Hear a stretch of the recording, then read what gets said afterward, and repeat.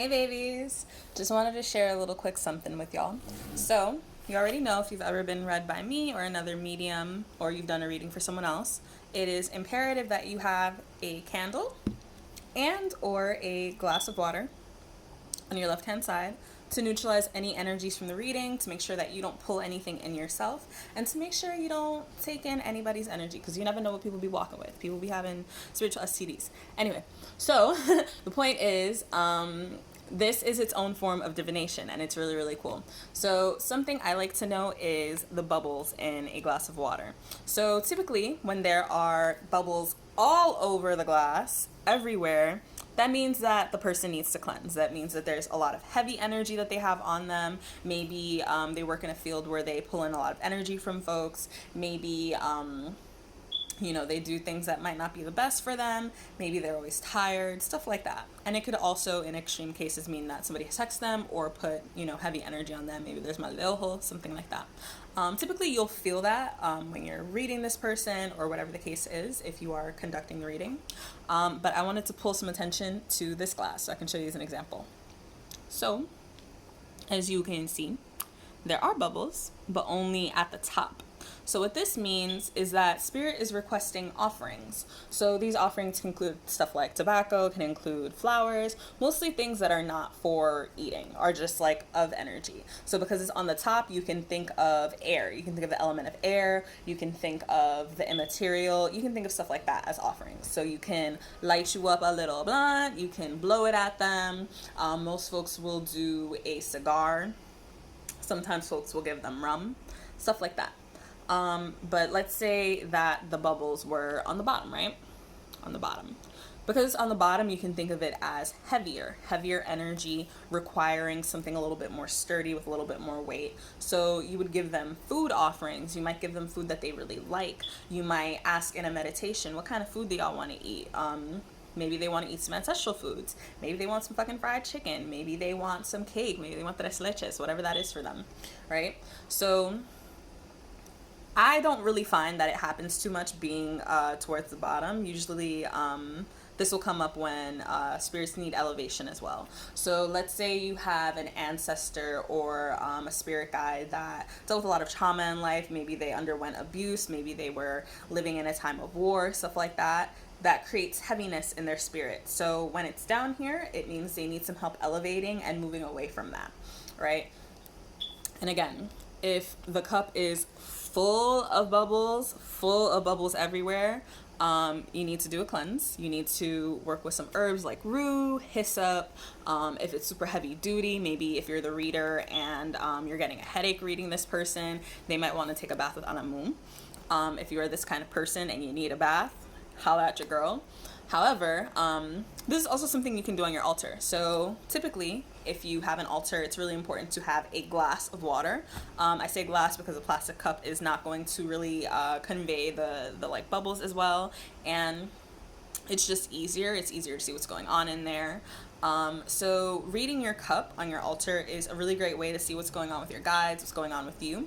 So for example, a couple of months ago, on my altar, there was a dead mosquito in my cup, and I'm like, so I already knew some fuck shit was going on. I was just like, what kind of fuck shit is it?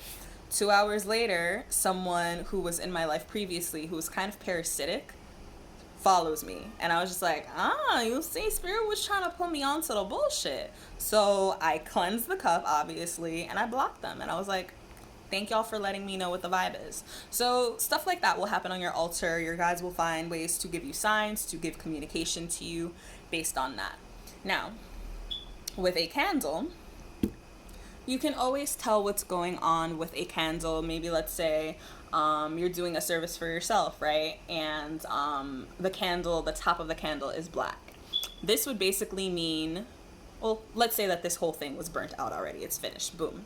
And the rest of the candle looks like this. But let's say the top of the candle was really black, and then the rest looks like this. It basically means there was some fuck shit happening on top, there was some fuck shit happening at the beginning of the situation, but Spirit more or less neutralized it. The fact that this is happening can either mean that there are messages in the outlines and the etchings of the leftover wax, and it might be good for you to look at it. You might see some figures, maybe you'll see like two people, maybe you'll see like letters, numbers, you'll feel something like that, right? Let's say the whole candle's black, everything is black. That either means what you did was not something you should have done. It can mean the service didn't end up the way that, like, it didn't end up taking out everything and you need to try again. Or it can mean whatever you asked for might not be of the kindest work. Let's say, for example, you are trying to inflict harm on someone and then it all burns black. That means that person's probably gonna come back on your ass, you feel me? Or it could mean that there is a lot of bitterness you're still holding from the situation, obviously, right? Let's say you are trying to light a candle to get a job and it burns completely black, right? There's probably a block there. There's probably some heavy energy you need to get rid of before you do that service. So you might want to consider taking a cleansing bath, doing a road opener service, something like that. For example, let's say while the candle is burning, the flame is very, very low. It means you might want to start again. You might want to add more intention into it. You might want to add more power into it. It could also mean that Spirit's really not behind what you're trying to do, and maybe you need to do some soul searching or try a different way of getting your goal.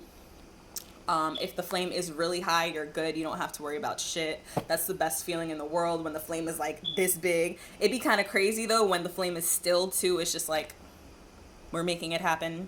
We're making it happen. We're doing it. Yes. So that's how I take it, and it's just like there's nothing to worry about. If the flame is medium, you chillin'. If the flame is flickering, it can either mean you're not sure about what you want, or Spirit is just having a good time, maybe trying to communicate. Crackles definitely mean that Spirit is trying to communicate, so go sit with the candle and see what's going on. So there you have it.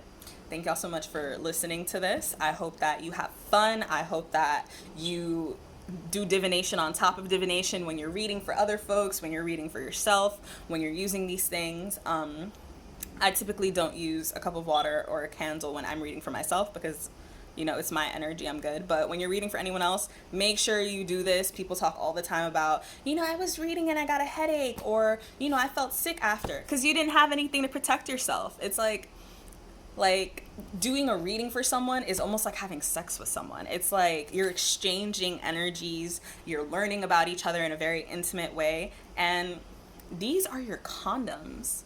Strap up, baby, strap up. And make sure your condom is the right size too, because, like, you know, like, you can't go into a reading with like this much water and be like, it's supposed to have fail, you feel me? But yeah, have fun. Thank you so much for watching. If you have any questions, feel free to let me know. I'll make more videos on whatever it is that you guys want to know about. Feel free to like, subscribe, all those things for people watching on YouTube. And you have a nice day. Use your energy wisely.